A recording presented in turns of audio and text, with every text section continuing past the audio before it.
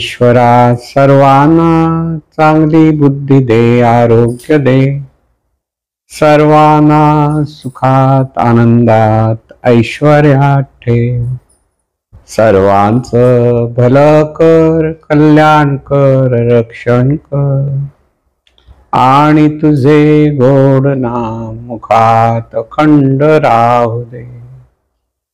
सद्गुरुनाथ महाराज की जय. सद्गुरु पै माऊली मातोश्री माई यांना प्रथम कृतज्ञपूर्वक वंदन. आणि आपण सर्व सद्भक्त सत्श्रोते हो, आपण सर्वांना आदरपूर्वक नमस्कार. आज सोमवार आणि आपलं जे चिंतन आहे की चला आपण सारे आनंदाने जीवन जगूया. आनंदाने जीवन जगणं हा खरा म्हणजे आपला जन्मसिद्ध हक्क आहे. आणि हा जन्मसिद्ध हक्क आहे म्हणजे प्रत्येक माणूस हा आनंदाने जगू शकतो अशी सर्व व्यवस्था परमेश्वराने म्हणा की निसर्गाने म्हणा आपल्यासाठी करून ठेवलेली आहे. आपलं हे जगणं, आपण जे म्हणतो जीवन जगणं, हे जीवन जगण्याचं साठी सहजपणे जीवन जगणं एक आहे. सहजपणे म्हणजे सहजपणे जे जीवन आपण जगतो आहोत त्यामागे ज्या काही क्रिया प्रक्रिया आपल्या शरीरात चालू आहेत त्या सहजपणे आहेत. आणि त्या सहजपणे आहेत म्हणून आपण आनंदाने जीवन जगू शकतो. त्यामुळे हे काय, तो आपला श्वास सहजपणे चाललाय. तो जर आपण मोजून मिनिटाला मला 16 वेळा श्वास घ्यायचा आहे असा नियम आहे. आता आपण खरं मिनिटाला 16 वेळा श्वासोच्छ्वास करतो. आपलं लक्ष नसलं तरी तो 16 वेळा 15 17 पुढे मागे काही असू शकेल, पण तो श्वासोच्छ्वास सहज चाललेला असतो, तिथे आपलं लक्षही नसतं. हे सहज चाललेलं असतं, हे लक्ष नसतं, तरी पण आपण सहजपणे जीवन जगतो. आणि ते तरी पण आपल्याला कळत नाही काही हे सगळं जीवनाचं सगळं डोलारा श्वासावर अवलंबून आहे आपल्या. ते जर श्वासोच्छ्वास जर त्या वेळेत आपण घेऊ शकलो नाही तर जीवन जगणं शक्य होणार नाही. म्हणजे एखाद्या माणसाला जर श्वासोच्छ्वास घ्यायला अडथळे यायला लागले, घुसमटायला लागला, श्वास कमी व्हायला लागला की त्याचे सगळं हालचाली मंदवायला लागतात.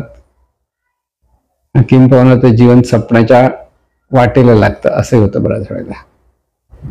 म्हणून हे सहजपणे अनेक चांगल्या गोष्टी ज्या होत आहेत त्याच्यातून आपलं जीवन जगणं चालू आहे. आपण आवडीने खूप जेवण जेवतो, चांगलं जेवतो, वाईट जेवतो, म्हणजे चांगल्या गोष्टी खातो आवडीच्या, योग्य की अयोग्याचा विचार न करता तरी सुद्धा. म्हणजे आपल्या शरीराला हिताचा की हिताचा नाही हा विचार फार थोडी लोक करतात. मला अमुक एखादी गोष्ट आवडते की ना आवडते, आवडते म्हटलं की ताव मारून आपण खातो, ना आवडत नसेल तर जरा खाणं कमी करतो. आता आज मुलं वगैरेचे बर्गर वगैरेचे सगळे वेगळे वेगळे हल्ली पदार्थ यायला लागले, ते मुलांना आवडतात. त्यांना घरी जेवण आईने किती चांगलं केलं तरी ते आजकालच्या मुलांना ते आवडत नाही, कारण त्यांना ते बाहेरचं खाणं आवडतं. अर्थात ही सवय कोणी लावली, आई वडिलांनीच, कारण ते अगोदरपासून थोडेच खायला गेले होते. पण ते सहजपणे हे जे जे जेवतो तिथे सहजपणे पचन होतं, तिथे आपल्या लक्षात नसतं. तिथे पचनासाठी किती प्रक्रिया चालू असतात मध्ये पोटामध्ये. एकदा चावून चवीने जेवण चावून चावून तुम्ही एकदा गिळलं की ते सगळं सगळं एकरूप होतं. म्हणजे जे जेवलेलं आहे चांगलं चांगलं म्हणून जेवलेलं आहे तर सगळं सगळं पीठ होतं म्हणा, एक रसायन तयार होतं. आणि ते रसायन आपल्या शरीरातून करताना तयार जे हवं ते घेतलं शरीरात स्वतः बाहेर टाकलं जातं. इतकं सहज आहे की आपल्याला तिथे लक्षच नसतं. म्हणजे जीवन जगण्यासाठी या सगळ्या गोष्टी त्या सहजपणे आहेत म्हणून सहजपणे जीवन जगू शकतो. आवश्यक आहेत श्वासोच्छ्वास आवश्यक. म्हणजे श्वास घ्यायला म्हणून आपल्याला सांगितलं थोडा घेऊया असं म्हणणं होतं का, नाही. तर सहज म्हणून बरा तिथे लक्ष न देता आनंदाने घेतोय. म्हणून सहज असलेल्या गोष्टी सहज चालतात म्हणूनही आनंद आहे खरं सांगत. जे आपण जेवतो ते व्यवस्थित पचन होत असेल तर आनंद, आणि व्यवस्थित पचन होत नसेल तर तिथे दुःख निर्माण होतं. अजीर्ण झालं, आंबट ढेकर यायला लागले, पोटात गॅसेस निर्माण व्हायला लागले. ही जी सहज असलेली जी प्रक्रिया आहे तिथे जेव्हा अडथळे येतात तर तिथे दुःख निर्माण होतं. लक्षात घ्या, श्वासोच्छ्वास सहज चालले, तिथे अडथळा निर्माण झाला, दुःख झालं. तुम्ही अगदी अगदी 18,000 फुटावर गेलात आणि तो सहज असलेला श्वासोच्छ्वास तिथे अडथळा सुरू होतो, ऑक्सिजन मिळत नाही बरोबर, लगेच चक्कर यायला लागते किंवा आणखी काही काही वेगळ्या वेगळ्या गोष्टी, कमी ऑक्सिजन मिळाल्यामुळे होणारे सगळे परिणाम तिथे दिसायला लागतात. म्हणजे ऑक्सिजन एवढा मिळालाच पाहिजे, त्यासाठी आपण जिथे राहतो तिथे इतकी व्यवस्था आहे की तो ऑक्सिजन आपल्याला सहज मिळतो. म्हणजे परमेश्वराकडनं, ह्या सगळ्या निसर्गाकडनं सहजपणे अनेक गोष्टी आपल्या जगण्यासाठी आहेत, ती व्यवस्था आहे. आणि त्यामुळे जगतो की लहान मूल जन्माला आल्यावर आईला दूध येतं सहज. आई विचार करते आता मला मूल होणार, आता मला दूध यायला पाहिजे. त्या बिचारीला कळत पण पहिल्यांदा मूल होतं, त्या आईला काही माहितीच नव्हतं दूध येतं की नाही येतं, पण ते सहज येतं. आणि ते मूलही पहिलं त्यालाही कळत नाही प्यायचं कसं, पण त्याला एकदा दुधाकडे नेलं, स्तनाकडे नेलं की ते हळूहळू तो ओठ लावून लावून मग एकदम पटकन त्याला कळालं की मग सहज बरोबर प्यायला लागतं. म्हणजे बघायला गेलं तर परमेश्वराने ही सगळी जी जीवनाची व्यवस्था केली आहे ती इतकी सहजपणे आणि आनंदाने तिथे आपण राहू शकतो हे कळत नाही आपल्याला. सहज पचन होतंय, आनंदाची गोष्ट आहे हे आपल्याला कळत नाही. मग कधी कळतं? अपचन होत तेव्हा कळलं ना, की ते आपल्या ठिकाणी आपलं सगळं जीवन आपण जे पाहतो हे पाहणं पण सहज आहे. डोळ्यातून जे पाहणं आहे तितके सहज आहे, आपल्या ते लक्षात नाही. पण कधी त्रास होतो ज्यावेळेला कॅट्रॅक्ट येतं ना, आणि मोतीबिंब म्हणतो आपण, ते तिथे अडथळा आला की मग आपल्याला ते सहजपणाचा आनंद घेता येत नाही. तेव्हा म्हणतो अरे काय आपल्याला असं असं झालं, पाहता येत नाही, आता त्रास होतोय. म्हणून सहज ऐकतो, सहज बोलतो, बोलायला लागलं सहज. काही लहान मुलं लवकर बोलत नाही, आई वडिलांना टेन्शन, हा बोलवेल की नाही. लहान मुलं अमुक एक वयाची झाली की सहज बोलायला मामा मामा करायला लागतात, आणि त्याला मग आई वडील शिकून शिकून तर तो सहज बोलायला लागतो.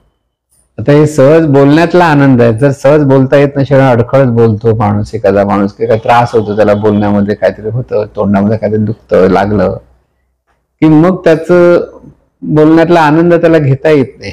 म्हणून परमेश्वराने आनंद सहज चाकण्यासाठी सहज व्यवस्था करून ठेवलेल्या आहेत. फक्त आपलं तिथे जाणीवपूर्वक लक्ष पाहिजे. म्हणजे का जाणीवपूर्वक लक्ष का की एवढी सहज असलेली व्यवस्था आहे आणि त्यामुळे आपण आनंदात असतो. म्हणजे आनंद हा सहज आहे, लक्षात ठेवा. आनंद ओरबाडून घेता येत नाही. ओरबाडून जे घेतलं तो आनंद नसतो, त्याला आनंद म्हणताच येत नाही, त्याला विकृती म्हणतो आपण.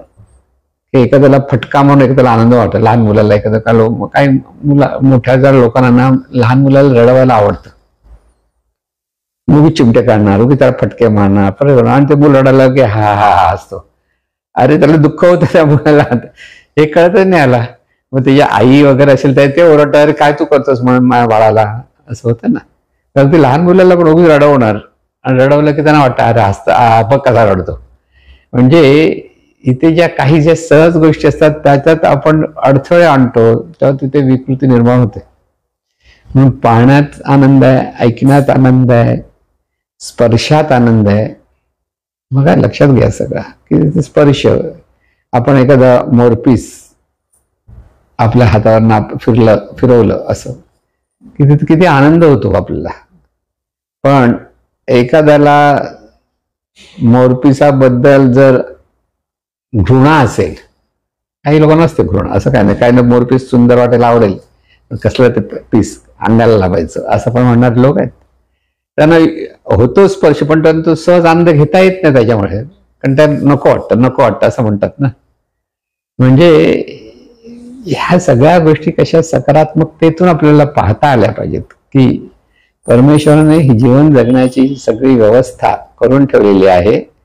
त्या व्यवस्थेचा चांगला सदुपयोग आणि सकारात्मक दृष्टीने त्या स्वीकारणं त्याच्यात सगळा आनंद आहे. लक्षात घ्या.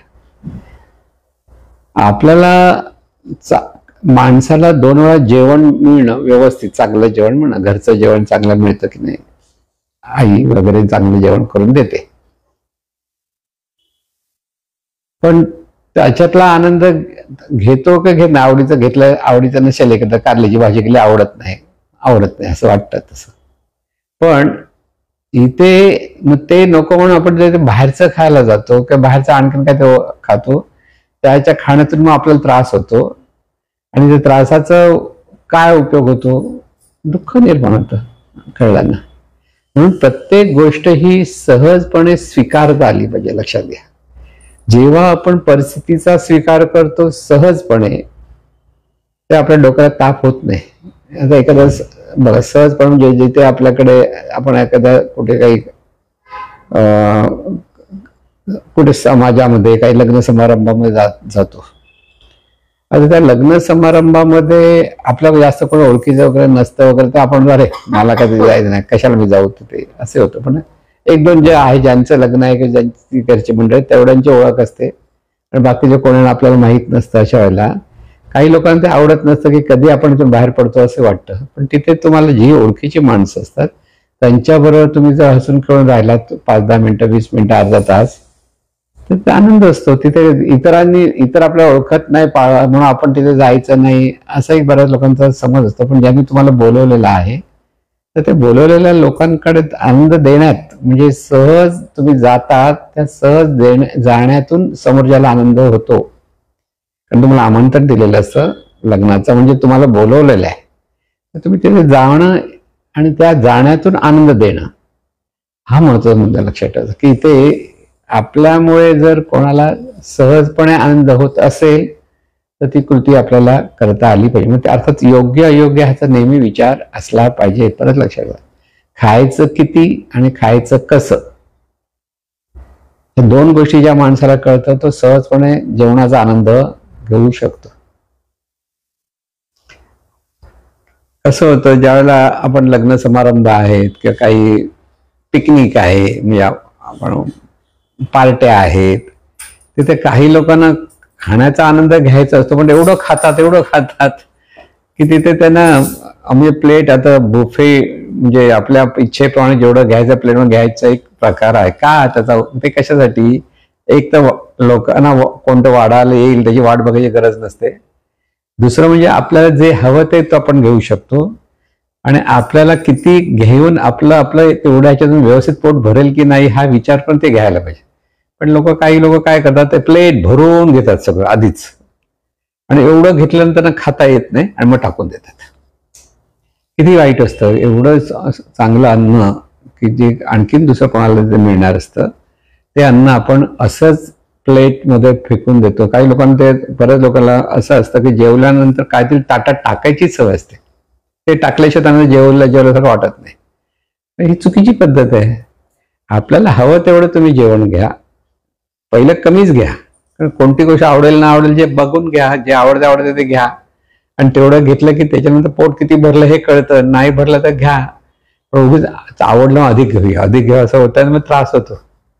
इथे जो संयम ठेवला, म्हणजे सहज असलेल्या गोष्टीला योग्य अयोग्याचा विचार करून संयमपूर्ण जेव्हा आपण ह्या सगळ्या गोष्टी करण्याचा प्रयत्न करतो, तिथे त्या आनंदाने जीवन जगता येतं. थोडक्यात म्हणजे जसं अन्नाचं आहे तसं पैसे खाण्याचा जो प्रकार आहे, आज सगळीकडे पैसे खाल्ले जातात, नवीन काय नाही. म्हणजे ते न खाणारा माणूस असेल तर तो मूर्ख म्हटला जातो हल्ली. कळलं ना? जसं दारू न पिणारा माणूस मूर्ख आहे म्हणतात. पूर्वी कसे व्हायचे, दारू लोक चोरून प्यायचे, म्हणजे फार पूर्वी चोरून, किंवा इकडे तिकडे दारूच्या गुत्ताकडे इकडे तिकडे बघत कोण बघत नाही ना, गपचूप जायचं आणि परत गपचूप निघायचे. अशी एक चोरीची, म्हणजे त्यांना बरं वाटत नव्हतं की लोक काय म्हणतील. आता हळूहळू वेगळं झालं. थोड्या दिवसांनी काही नंतर त्या काळानंतर माणसं नाही मला प्यायचं मी पिऊन येतो वगैरे करून पिणारे लोक असतात. आता सगळेच पिणारे एवढे झालेले आहेत की त्यात न पिणारा एखादा माणूस गेला तर ते अतिशय मूर्ख बावळट, उलट झालं सगळं चित्र. म्हणजे तुमच्याकडे जर पार्टी असेल तर आपण आपल्या मित्राला किंवा आपल्या मुलाला सांगायचं, बघ रे बाबा त्या पार्ट्यामध्ये तू जातोयस, पण त्यांच्या नादाला काय लागू नकोस, तू आपला ग्लास बी हातात धरायच्या भाकरीत पडू नकोस. आणि असा जर एखादा मुलगा तिथे गेला तर सगळेजण म्हणतात काय बावळट आहे, त्याला काय कळतच नाही, असं सगळं चाललेलं असतं. म्हणजे चित्र कशी बदलत चालली. पण इथे योग्य काय अयोग्य काय हे लोकांच्या लक्षात येत नाही. आज कॉर्पोरेट म्हणून जी आता एक वेगळी संस्कृती निर्माण व्हायला लागली. कॉर्पोरेट म्हणजे चांगला पगार असतो आणि पण काम पण तसंच करून घेतलं जातं त्यांच्याकडनं, पण त्याच्यामुळे ऐश्वर्य म्हणजे भरपूर पैसे, भरपूर पगार, पूर्वीपेक्षा जे तत्पुंजा पगार असायचा त्याची भरपूर पगार मिळायला लागला. तर भरपूर पगार मिळण्यासाठी मग काही लोकांना जी सवय असते की अगदी महिन्याला की 15 दिवस नवीन नवीन कपडे घालायची सवय असते. नवीन नवीन कपडे घालायचे, म्हणजे पहिले कपडे काही दिवस घातले की परत घालायचे आणि परत काढून टाकत दुसरं. त्यानं पगार कसा पुरणार? आता सर्वसामान्य माणूस कपडा घेतला तर तो वर्षभर व्यवस्थित टिकतो. तुम्ही काही 4 पीस घ्या, 5 घ्या, 6 घ्या, पण तेवढ्या पुरती जसं असेल तर. पण नाही, तेवढ्या पुरती नाही. त्यांना काही दिवस झाले की अरे वाचायला आता नवीन घ्यायचं, लगेच महिना झाला की नवीन घ्यायचं. याच्यातून त्यांचे पगार पुरत नाहीत. एक. दुसरं, पार्ट्या ह्या केल्याच पाहिजेत, ही कॉर्पोरेट संस्कृतीचं आहे. पार्ट्या म्हणजे काम भरपूर करायचं, मग विकेंडला किंवा महिन्याला एकत्र जमून पार्ट्या केल्या. पार्ट्या करायची काय, दारू प्यायची किंवा नशा, म्हणजे सिगरेट पिणं. आता सिगरेट हे आपल्या शरीराच्या तब्येतीला किंवा आरोग्याला घातक आहे हे त्या सिगरेटच्या पाकिटवर लिहिलेलं असतं. बरं, त्यात घशाला झालेला कॅन्सर बिन्सर त्याचं चित्र दाखवलेलं असतं, तरीही लोक सिगरेट पित असतात. म्हणजे आज कॉर्पोरेटमध्ये जर सिगरेट पिणारा नाही असा माणूस असेल तर तो मूर्ख आहे, असंच बघितलं होतं. म्हणजे कशी संस्कृती बदलत चाललेली ते बघा. आणि त्याच्यातून दुःख निर्माण होतं. म्हणजे याच्यातून आनंदही होतो का, तेवढ्या त्याला सुख मिळत असेल का त्याची सिगरेट पिऊन, पण ते सिगरेटच्या पॅकेटची किंमत किती असते? 300 रुपये, 350 रुपये. स्वस्त पण नाही राहिलेले सिगरेट. पण सिगरेट ही वस्तू तिच्यावर टॅक्सेस भरपूर असल्यामुळे महाग केलाय गव्हर्नमेंट की त्यांनी पिऊ नयेत. पण तरी लोक, आरोग्याला हानिकारक आहे, खूप महाग आहे, तरी सिगरेट पिणाऱ्या लोकांची संख्या दिवसेंदिवस वाढतेच आहे. व्यसन करणाऱ्या लोकांची संख्या वाढतेच आहे. नुसतं सिगरेटवरनं बरं वाटत नाही, मग त्याच्यात गर्द आले, गांजा आला, ह्या सगळ्या गोष्टी व्यसनाच्या. म्हणून ज्या वेळेला माणसाकडे समृद्धी येते तेव्हा जर माणसाकडे शहाणपण नसेल तर अशी माणसं शेवटी व्यसनाच्या आहारी जाताना आपण पाहतो.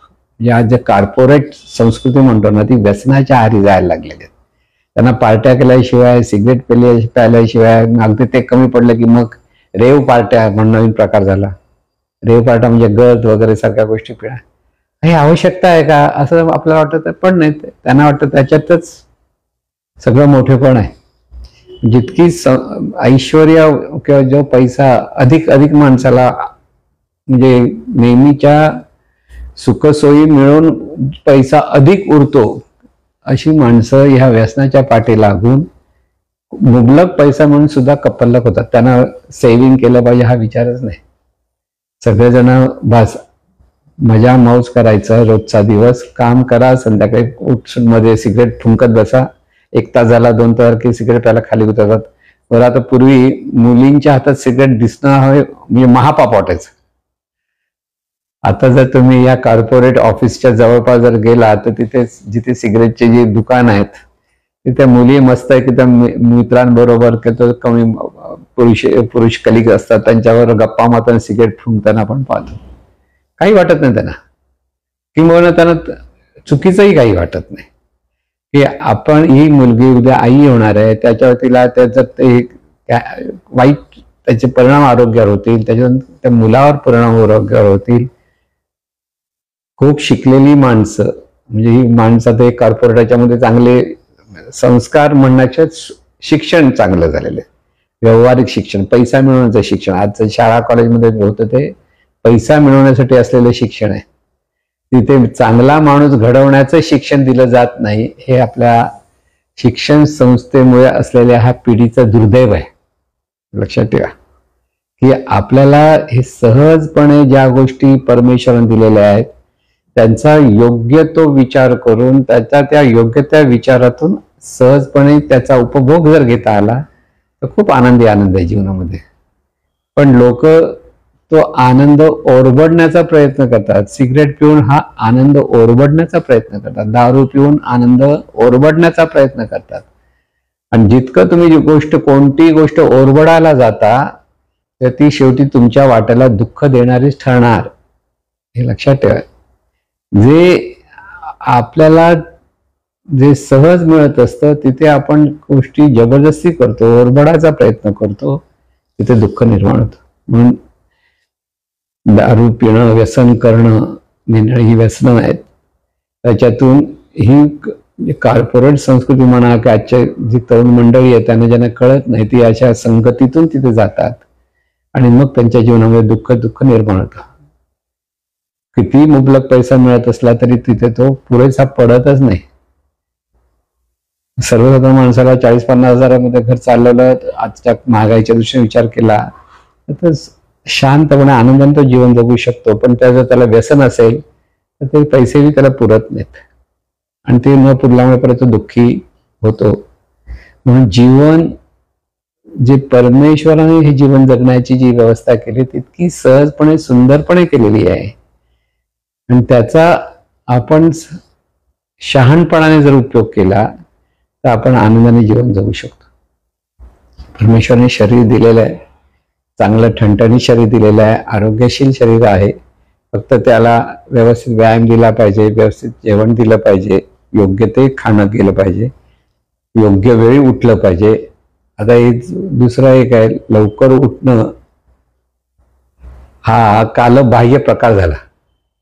पूर्वीच्या काळी सकाळी 5 वाजता किंवा ब्रह्ममुहूर्ता उठायचं ही एक सवय होती. आजचे सगळे लोक म्हणजे आजची जी पिढी आहे 5 वाजता उठा, अरे बापरे कोण 5 वाजता उठणार असा प्रश्न पहिला पडतो, बरोबर ना? कारण रात्रभर जागायची सवय. खरं म्हणजे जी माणसं रात्रभर जागतात, उशिरा उठतात, त्याच्यातून त्यांच्या शरीरामध्ये जो आळस येतो तो आळस त्यांच्या जीवनामध्ये दुःख निर्माण करत असतो. लक्षात ठेवा. ही मुलं किंवा आई वडील, म्हणजे आई वडिलांनीच संस्कार केले पाहिजेत लवकर उठायचे. घरात जे लवकर उठणारे जर असतील मोठी मंडळी तर हळूहळू मुलं पण लवकर उठायला लागतात, त्यांनाही लवकर उठवलं पाहिजे आणि त्यासाठी त्यांनी लवकर झोपलं पाहिजे. ह्या सगळ्या सहज असलेल्या गोष्टी आहेत. खरं बघायला गेलं तर मी 8 तासाची झोप, 9 तासाची झोप पूर्ण असते माणसाला. लहान मुलांना किंवा जराशी तरुण मंडळी त्यांना 8 तास झोप हवी, झोपू नये असं नसतंच. पण उशिरा जागत बसायचं आणि उशिरा जागत बसल्यामुळे सकाळी मग तुम्ही 9 वाजता 10 वाजता डोळे उघडतच नाहीत. दिवस उजाडलेला असतो, सगळं दिवसाचा काळ सहजपणे चाललेला असतो आणि आपण उशिरा उठणार. मग उशिरा उठल्यानंतर सगळं जेवण खाण्याचे सगळे प्रकार उशिरा होत जाणार, नाश्ता उशिरा होणार. मग त्याच्यातून आळसपणा एक येतो शरीरामध्ये. त्याच्यानंतर किंवा त्यामुळे नंतर लवकर शाळेत जायचंय किंवा ऑफिसला जायचंय, मग तिथेही धावपळ कर, टेन्शन घेऊन सगळ्या गोष्टी करत बसतो माणूस. की मग ते नाही झालं, हे राहिलं, ते राहिलं कर. मग शाळेमध्ये मुलं व्यवस्थित नियोजन न करता. म्हणून महत्वाचा मुद्दा एक लक्षात घ्या की जे सहजपणे जीवन चाललंय त्याला पूरक आणि पोषक आपल्याला वागता आलं पाहिजे. प्रत्येक गोष्ट ही नियोजनबद्ध असेल तर आपण सहजपणे आनंदाने जीवन जगू शकतो. नियोजन, उद्या आपल्याला काय करायचं आहे हे रात्री झोपताना जर आपण ठरवून ठेवलं आणि दिवसभरात आपण काय काम केलं आणि ते काम केल्यानंतर ते पूर्ण किती झालं याची जर नोंद घेतली आणि ही नोंद घेऊन नंतर उद्या मला काय करायचं याची एक नोंद एक छोट्या पेपरवर लिहून ठेवलं, मला उद्या हे करायचं, माझ्यात लवकर काम कोणतं करायचं आहे, उशिरा कोणतं काम, ह्याचं नियोजन आपण करू शकतो. पण इथेही माणसं उठल्यानंतर बघूया, मग उठल्यानंतर बघायला मग डोक्यात विचार हे करायचं ते करायचं ते कर, मग त्याच्या डोक्यामध्ये टेन्शन सुरू होतं. नियोजन नसलं की टेन्शन सुरू होतं. इथे नेहमी एक लक्षात ठेवायचं की आपल्याला काय काय आज गोष्टी करायच्या ह्याचं जर आपण व्यवस्थित मुद्दे लिहून काढले, मग पहिली गोष्ट कोणती केली पाहिजे, दुसरी गोष्ट कोणती केली, म्हणजे एवढ्या वेळामध्ये आपण किती गोष्ट करू आणि ज्या गोष्टी करणार नाही त्या उद्यावर व्यवस्थित ठेवून उद्या पहिल्यांदा त्या केल्या पाहिजे, हे हिशोबाने जर करत गेलं तर त्या नियोजनातून माणूस आरामात जीवन जगू शकतो, टेन्शन काही राहत नाही. आज टेन्शन का? माणसाला नियोजन नाही. आपल्याला आपल्या दिवसाचं जो दिवस आहे त्या दिवसामध्ये एवढ्या वेळामध्ये जे काम करायचं आहे त्याचं आपल्याला नियोजन करता आलं पाहिजे. दुसरी गोष्ट लक्षात आली म्हणजे सहज आहे, त्या सहजपणे शहाणपणाने जीवन जगलं तर सगळं आनंदाने जीवन जगू शकतो. दुसरी गोष्ट जे व्यवहार करायचे, ज्या दिवसभराचं काही काम करायचं आपल्याला वाटायला आलेलं, त्याचं नियोजन जर आपल्याला करता आलं तरी आपण आनंदाने जीवन जगू शकतो. कठीण नाहीये, पण हे करत नाही म्हणून ते कठीण होतं. बऱ्याच लोकांना ही सवय नाहीये की आपल्याला उद्या मला काय करायचं हे आज रात्री किंवा आज संध्याकाळी किंवा दिवसभरात जे काम करत असताना आपल्याला हे उद्या करायचं. हा, मग लगेच तुमच्या खिशामध्ये डायरी असेल तर छोटं ते पटकन लिहून काढलं पाहिजे. काय होतं, बॅक ऑफ द माइंड आपल्या मनामध्ये हे करायचं माहिती असतं, पण इतर ठिकाणी इतका फोकस झाला की हे सगळं विसरलं जातं, आपोआप विसरतो. पण जिथे फोकस जातो ती जी ठेवलेली वस्तू आहे आणि नेमकी ती करायची विसरल्या किंवा नेमकी त्यावेळेला आठवण झाली हे करायचं राहिलं, परत धावपळ सुरू होते आणि मग प्रेशर तयार होतं, मग टेन्शन तयार होतं आणि मग जीवनातला जो सहज आनंद घ्यायचा आहे तो आनंद आपल्याला घेता येत नाही. म्हणून आनंद सहज आहे, पण त्याचा शहाणपणाने ते सहजपणे कसं जगायचं हे माणसाला कळलं पाहिजे. आणि हे जर त्याला कळलं तर तो आनंदाने जगू शकतो. म्हणून समोर येणाऱ्या माणसाला, कोणी माणूस असो, त्याच्याबद्दल मनात हिताचा, मग त्याचं भलं व्हावे हा विचार जर आपल्याकडे सहज असेल तर आपण सुखी असतो. लक्षात ठेवा, कोणी असो त्याचं त्या भलं होऊ दे हा जर विचार तुमच्या मनामध्ये असेल तर मनामध्ये कसलाही स्ट्रेस येत नाही, टेन्शन येत नाही. बघा, तो भलं होतं म्हणजे इथे समोरच्याचं भलं व्हावं हा विचार केला तर भलं आपलंच होत असतं, कारण आपला स्ट्रेसच निघून गेलेला असतो. त्याचं वाईट व्हावं असं जर विचार आपल्या मनात आला तर आपल्याला तो मनात स्ट्रेस इतका वाढत जातो की त्याच्यात आपण दुःखी होतो. म्हणून दुसऱ्याला दुःखी व्हावा असा जर एखादा माणूस विचार करत असेल तर ते दुःख आपल्यासाठीच असतं. तर आताच आमच्या इथे एक सुविचाराचा एक होतं, त्या सुविचारामध्ये माझा शुभचिंतक इतका काय लिहिलेला आहे त्याने की हा माझा शुभचिंतक असा आहे की माझं जे जे शुभ होतं त्याबद्दल तो चिंता करतो. म्हणजे शुभचिंतक म्हणजे चिंतन करणार असं म्हटलं, पण तो शुभचिंतक नसतो. म्हणजे आपल्या दुसऱ्या कोणाचं जर चांगलं होत असेल तर ह्याला जर चिंता वाटत असेल तर तो दुःखी होतो. चिंता करतो म्हणजे दुःखी होतो आणि तो त्याचं जर चिंता करत असेल तर तो खरोखर जीवन दुःखाने हे करणार, कारण मनामध्ये अनिष्ट विचार झाले तर दुःखी होतो. म्हणून सहजपणे एक लक्षात ठेवायचं, सहजपणे सर्वांचं भलं व्हावं हा मनात एक साधा विचार ठेवला. चांगलं भलं व्हावं म्हणजे प्रत्येकाला त्याचं जीवन शहाणपणाने जगता यावं आणि तो सुखी व्हावा. प्रत्येक जण सुखी आणि दुःखी स्वतःच्या कर्मातून होत असतो. लक्षात ठेवा, बहुतांशी जीवन जे असतं ही फार थोडी गोष्ट असते की समोरचा माणूस जेव्हा जोरात तुमच्या धडकला, तुमचं लक्षण जोरात तुमच्या आपटला तर तुम्हीच काही चुकलेलं नसतं, तो जोरात आला. तर अशा गोष्टी फार थोड्या होतात. रोज कोण माणसं एकमेकावर आपटायला येत नाहीत, ते फार क्वचित. पण आपण सहजपणे जर सावधपणे सगळीकडे पाहून जर जीवन जगत असो तर आपण आनंदाने जीवन जगू शकतो. म्हणून सहज आहे, अगदी साध्या प्रत्येकाशी संबंध सहजपणे आनंदाचा ठेवता आला तर आपण आनंदात राहायला लागतो. समोरचा माणूस काय करतोय, तो वाईट आहे चांगला आहे, त्याने असं ह्याला फसवलं तर तू सावधपणे सहजपणे त्याला त्याच्याशी हसून बघितलंस, जर जमत असे हसून तुम्हाला बोलता आलं तर त्याच्यात तो काय करतो त्याच्यात डोकं न खूप असतात, त्याला तेवढा आनंद दिला मन पेण्याच्या आपण आपल्याला आनंद दिलेला असतो. पण तो असा आहे तसा आहे संशयाने त्याच्या प्रत्येक कृतीकडे जर आपण पाहत बसलो तर दुःखी कोण होणार? आपणच. समोरच्याच्या मनात त्याला माहिती नसतं आपल्या मनात काय चाललंय, कधी त्याची व्हायब्रेशन त्याला येतील ती वेगळी गोष्ट. पण ज्यावेळेला आपण एखाद्याबद्दल उगीच आपल्याला त्याच्यावर फसायचं, तो फसवलेला विसरला माहिती, तुम्ही एवढं सावध राहा, त्याच्या व्यवहार करण्यासाठी जाऊ नका. पण त्याचं भलं व्हावं म्हणायला काही हरकत नसते. पण भलं सर्वांचं व्हावं ही जेव्हा सहज भावना आपल्याकडे असते ते आपल्या जीवनामध्ये सुखद सुख प्राप्त व्हायला लागतं, की मनाला एक समाधान प्राप्त होतं, की कोणाबद्दल अनिष्ट चिंतन नाही. म्हणून ह्या सर्व गोष्टीकडे लक्षात घ्या, की जीवन जे जे परमेश्वरी कृपेने हे सहजपणे ज्या जीवन जगण्याच्या ज्या गोष्टी आपल्याला दिलेल्या आहेत, की आपल्याला मिळालेल्या आहेत, त्याचा आपला सदुपयोग करता आला पाहिजे. आणि त्या सदुपयोग करण्यातून जेव्हा आपण सहजपणे इतरांना आनंद देण्याचा प्रयत्न करतो, म्हणजे दुःख न देण्याचा प्रयत्न करतो. लक्षात घ्या, इतरांना दुःख न देणं म्हणजेच आनंद देणं आहे. त्यामुळे आम्ही काय आनंद देणार लोकांना? तो हसतोच तो आनंद देणं आहे, पण तो रागाने बघतोच हे दुःख देणं आहे. समोरच्याकडे रागाने पाहणं, तिरस्काराने पाहणं, तुच्छतेने पाहणं, किंवा आपण कोणतरी वेगळे आहोत त्याच्यापेक्षा आपण श्रेष्ठ आहोत ह्या भावनेतून पाहणं, इतरांना दुःख देणं आहे. सर्व माणसं ज्याचं त्याचं कर्म आहे, ज्याच्या संस्कारातून तो करत असतो आणि त्या संस्कारातून तो सुखी दुःखी होतो. म्हणून दोन मित्र जरी संस्कार जर वेगळे असतील तर तो ज्याचे कुसंस्कार तो मित्र पुढील आयुष्यात दुःखच भोगणार, कारण कुसंस्कारांचं वागणं चुकीचं होतं. आणि सुसंस्कार म्हणून तोच दुसरा मुलगा असेल, मित्र असेल, त्याचं वागणं सुखाचं होतं. सुसंस्कारातून सद्भावना निर्माण होतात, सद्विचार निर्माण होतात, आणि सद्विचार आणि सद आचरणातून त्या मुलालाच एक समाधान मिळत असतं. जी व्यक्ती आहे त्या व्यक्तीलाच समाधान मिळत असतं. लक्षात ठेवा.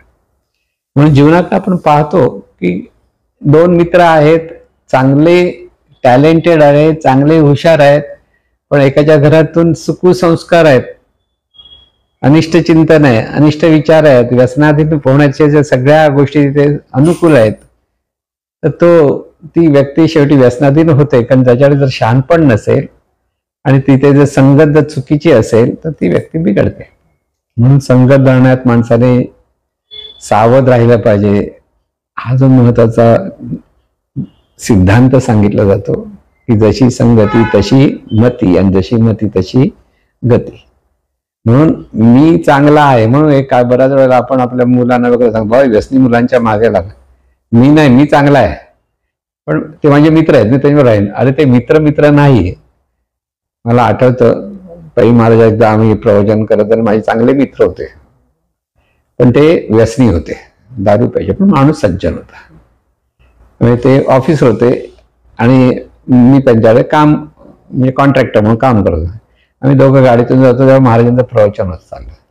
व्यसनी माणूस हा 7 जन्माचा शत्रू असतो. माझ्या बाजूला ते बसलेले आहेत, कळलं, आणि अतिशय चांगला माणूस. पण त्यानंतर त्या माणसाने माझ्यापासून लांब राहायचा प्रयत्न सुरू केला.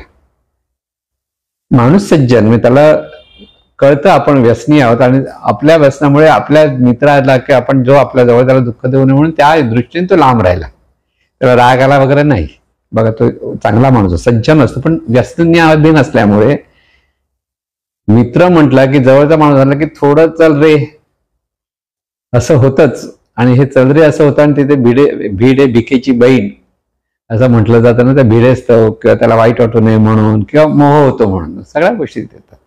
म्हणून संगतीत चांगल्याच लोकांची संगत पाहिजे, चांगल्याच मित्रांची संगत. आता हे आज कॉलेजला जाणारी मुलं आहेत, मुली आहेत, कोणाची संगत धरायची हे त्यांना कळलं पाहिजे. पण मित्र म्हणून ते जर वाईट संगतीत गेले तर त्यांचं जीवन बिघडल्याशिवाय राहत नाही. कारण इथे मित्र म्हणून ह्या वयात मित्र अगदी जवळच्या वाटत असतात, पण तो मित्र जर कुसंस्कृत असेल, त्याचं आचरण बरोबर नसेल, तर त्याची संगत न धरण्यात शहाणपण आहे. जे महाराजांचं वाक्य सांग ना, व्यसनी माणूस, कुसंस्कारित माणूस किंवा अनिष्ट चिंतन करणारी माणसं ही आपली 7 जन्माची शत्रू. का शत्रुत्व नाही ठेवायचंय, आपलं जीवन ते बिघडवून टाकतं. शत्रू हा काय असतो? जीवन बिघडवतो. शत्रू ज्याच्याशी आपण शत्रुत्व त्याचं वाईट चिंतन करतात. शत्रुत्वामुळे लढाई आहेत. शत्रुत्वामुळे जे लढाई म्हटल्यामुळे ते दुःख आहेच. जिथे लढाई आहे तिथे दुःख आहे, तिथे आनंद नाही आहे कधीच. क्रौर्य आहे, शौर्य नाही. आपण शौर्य क्रौर्य याचं काही समजून घेत नाही आणि मग उगीच त्याच्यात नावं ठेवत बसतो. म्हणून लढाई म्हटली की ते दुःख आहे. म्हणजे एखादा माणूस 10 माणसाला मारलं तर ते काय शौर्य आहे की क्रौर्य आहे? क्रौर्य आहे ते. की माणसाने माणसाला मारण्यासारखं अनिष्ट गोष्ट नाही. माणूस पोटासाठी भुकेसाठी बाबा दुसऱ्या पक्षांना मारतो किंवा काय करतो, तर एक क्षम्य मानता येतं. क्षम्य का?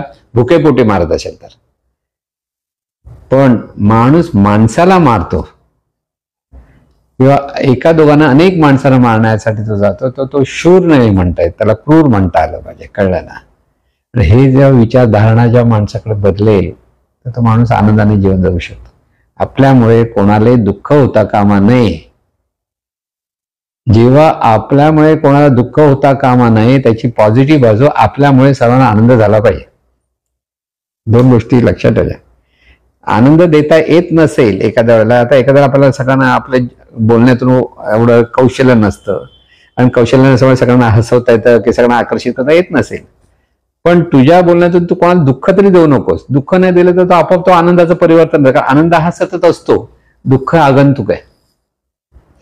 आपण ज्यावेळेला अनिष्ट गोष्टी काही करत असतो की चुकीच्या रागाने बोलणं किंवा रागाने आपण एखाद्याशी संबंध तोडणं की त्याच्याकडे बघायचं नाही म्हणणं, हे आपणच आपल्याला दुःख निर्माण करतो, हे आपल्या लक्षात येत नाही. म्हणून इथे सगळीकडे परत लक्ष की शहाणपणाने आपल्याला कसं जीवन जगलं पाहिजे हे माणसाने सतत लक्ष. योग्य काय आणि अयोग्य काय, सार काय आणि असार काय, ह्याचा विचार माणसाने, अगदी मी म्हणतो ना, लहान मुलांपासून ही सवय आई वडिलांनी लहान मुलांना पण सांगितलं योग्य काय आणि अयोग्य काय, ह्याचा विचार लहानपणापासून देता आला पाहिजे. की अमुक एखादी गोष्ट झाली की ही चांगली आहे का वाईट बघ, ही चांगली आहे का वाईट बघ, मग काय तुला घ्यायचं बघ. हा विचार करण्याला जर शिकवलं लहान मुलांना सुरुवातीला तर त्यासमोर ते मूल सावधपणे योग्य काय आणि अयोग्य काय याचा विचार करते. म्हणून कॉलेजमध्ये गेल्यानंतर सिगरेट पिणं, गद पिणं ह्या सहज गोष्टी कुसंगतीतून होतात. आणि कुसंगत ही सहज आहे.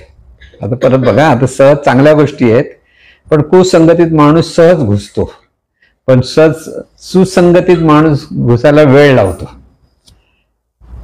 आता ह्या एक काही गोष्टी सहजपणे ज्या चांगल्या गोष्टी पण ह्या सहजपणे काही गोष्टी वाईट पण ठरतात, कारण अंतर्मन दूषित असतं. अंतर्मनामध्ये योग्य काय अयोग्य काय याचा विचार नसतो आणि त्यामुळे कुठेतरी भावनेतून धारणेतून माणसं चुकीच्या मार्गाला लागतात आणि चुकीच्या मार्गाला लागून दुःखी होतात. म्हणून चांगल्या लोकांची संगत किंवा चांगल्या विचारांची संगत, चांगल्या संस्कार हे जीवनात अतिशय महत्वाचे आहेत. एखादा मनुष्य खूप शिकलेला नसेल पण त्याचे जर संस्कार चांगले असेल तर त्या माणसं म्हणजे तेव्हा तो समाजाला प्रिय असतो. लक्षात घ्या, सचिन तेंडुलकर हा चांगला क्रिकेटियर आहे. मेहनत करून सचिन तेंडुलकर चांगला बॅट्समन झाला, चांगला क्रिकेटर झाला, पण त्याहून तो चांगला माणूस आहे. माझे एक मित्र ओळखीत आणि ते सचिनचे खूप फॅन आहेत. तर ते म्हणतात सचिन जे ज्या गोष्टी संस्कारातून करतो ते मी ऑब्झर्व करतो, त्याच्याप्रमाणे मी शिकतो. किती महत्वाचं आहे बघा लक्षात, चांगल्या गोष्टी शिकणं. म्हणजे सचिन तेंडुलकर हा चांगला माणूस आहे हे पहिलं आहे. तो क्रिकेटर चांगला आहे, त्याच्या तो चांगला आहे, पण तो क्रिकेटर चांगला आहे सगळ्यांना उद्धटपणे बोलत असता, सगळ्यांचा अपमान करत बसला असता, स्वतःच्या मस्तीत राहिला असता तर आपोआप लोक लांब राहिले. नको रे बाबा, चांगला करतो पण माणूस चांगला नाही, पटकन आरडाओरडा. पण नाही, सचिन तेंडुलकर आज जगामध्ये सगळ्यांना तो आवडतो का? त्याचे सुसंस्कार. तो किती शिकलाय त्या शिक्षणाला काही अर्थ नाही. आता तो इतक्या उच्च पातळीवर गेलेला आहे समाजामध्ये, त्याच्यातून तो परत सुसंस्कार आहे असल्यामुळे तो चांगला माणूस असं आपण म्हणतो ना, की चांगली माणसं होणं हे फार महत्वाचं आहे. म्हणजे चांगल्या माणसांकडून शिकणं किंवा चांगल्या माणसांच्या संगतीत राहणं इथे आपल्या जीवनाचं कोट कल्याण आहे, हे माणसाने लक्षात ठेवायचं. म्हणून आता सचिन तेंडुलकर बरोबर चांगले मित्र जर त्याच्याप्रमाणे वागले असते तर अनेक मित्रांचं भलं होणार. पण काही मित्र कुसंस्काराने जर बाजूला फेकले गेले तर त्यांचं वाईट होतं. हे आपण पाहतो समाजामध्ये सगळीकडे हे दिसतं, पण आपण ते शिकत नाही. आपल्याला तिथे लक्ष देता येत नाही. आपण फक्त छोट्याशा गोष्टीत कुठेतरी अडकलेलो असतो आणि त्याच्यातच आपल्या जीवनामधला हा सहज आनंद आपल्याला घ्यायच्या गोष्टी आहेत ते कळत नाही. म्हणून सहज असलेला आनंद सहजपणे घेण्यात जीवनाचं सार्थक आहे आणि सहज असलेला आनंद शहाणपणाने जगण्यात पुरुषार्थ आहे. दोन्ही गोष्टी लक्षात ठेवायचं. दोन्ही गोष्टी, शहाणपण पण पाहिजे, म्हणजे सहज ते सहजपणे घेता पण आलं पाहिजे, पण ती योग्य गोष्ट असेल तर सहजपणे घ्या. पण जर अयोग्य असेल तर ती गोष्ट आपल्याला टाळता आली पाहिजे आणि त्याच्यातून आपल्याला आनंदाने जीवन जगता येतं. म्हणून हा सहज असलेला आनंद सर्वांनी सहजपणे शानपणाने योग्य योग्य विचार करून चाखण्याचा जर प्रयत्न केला तर आपल्याला हा आनंद सहजपणे घेता येतो आणि सारे आपण आनंदाने जीवन जगू शकतो. हे ईश्वरा, सर्वांना चांगली बुद्धी दे, आरोग्य दे, सर्वांना सुखात आनंदात ऐश्वर्यात ठेव. सर्वांचं भलं कर, कल्याण कर, रक्षण कर आणि तुझे गोड नाम मुखात खंड राहू दे. सद्गुरुनाथ महाराज की जय.